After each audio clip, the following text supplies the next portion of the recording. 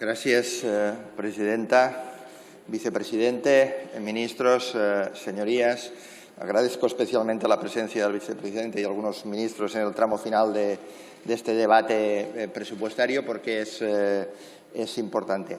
Miren, uno que ya lleva unos cuantos debates presupuestarios en estas Cortes Generales, pues aprecia todavía más la singularidad de este debate parlamentario. Porque la verdad es que hemos visto unas cosas que yo, con los años que llevo, todavía no he visto. He visto como la preocupación del tercer partido de esta Cámara era tanto criticar los presupuestos como criticar al segundo grupo de la oposición. He visto como la señora Arrimadas se sube aquí y dice que vota todo, pero que ha conseguido no sé cuántas no bajadas de impuestos sin haber votado nada. Habremos de ver cómo negocia este Gobierno. La verdad es que hemos visto cómo se votan enmiendas y cómo se votan enmiendas o se pretendían votar enmiendas a la totalidad por parte de la derecha y de la ultraderecha, aunque sea en contra de sus postulados, simplemente para cargarse los presupuestos a cualquier precio.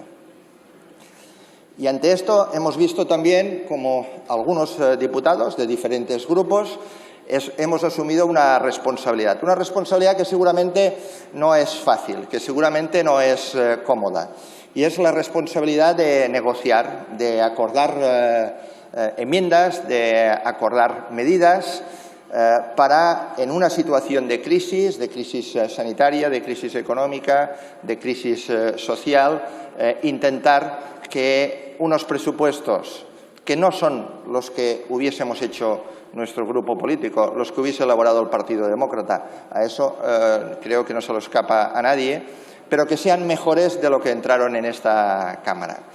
Y que en todo caso, y sin ningún tipo de duda, son mejores que los que sustituyen, porque estos presupuestos sustituyen a los presupuestos del ministro Montoro, que quiero recordar que el Partido Demócrata también votó absolutamente en contra. Por tanto, estamos en esta situación de singularidad. También en esta última intervención, en este debate presupuestario, quisiera dejar algunas reflexiones a los miembros del Gobierno que asisten, y repito, agradezco su asistencia y espero que se lo transmitan al resto de sus compañeros de gabinete, y que creo que no se les escapa, pero yo lo quiero enfatizar. Mire, la investidura del señor Pedro Sánchez fue votada favorablemente por el 40% de los diputados catalanes. Estos presupuestos van a ser votados favorablemente por el 75% de los diputados catalanes. Algunos de los diputados catalanes hemos asumido esta responsabilidad, lo recordaba antes. Es una responsabilidad que ahora nos tocaba a nosotros, que a partir de que se aprueben estos presupuestos, esta responsabilidad la deberán ejercer ustedes. Y que el 75% de los diputados de Cataluña estemos dando confianza a estos presupuestos es una mayor responsabilidad en relación a Cataluña de este Gobierno. Mayor responsabilidad que se debe buscar en todos los ámbitos. En primer lugar, obviamente, en el ámbito presupuestario. Estos presupuestos son importantes, pero más importantes que estos presupuestos es su ejecución. Y su ejecución para Cataluña es importantísima. Y no podemos tener unos presupuestos con un bajo grado de ejecución, no solo en infraestructuras, en investigación, en industria, en comercio. Todas estas partidas en los últimos presupuestos no se han ejecutado, en algunos casos, ni al 50%.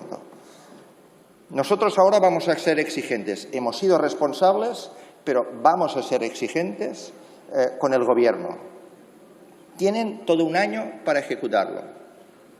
No habrá excusas. Han tenido un apoyo parlamentario que muchos otros gobiernos anteriores, con más diputados en el grupo mayoritario, no lo han tenido. Es un ejercicio de confianza y saben lo que estamos arriesgando algunos diputados catalanes con esto. Por tanto, ejecuten. Nosotros vamos a ser muy exigentes con la ejecución presupuestaria y no vamos a esperar a final de año.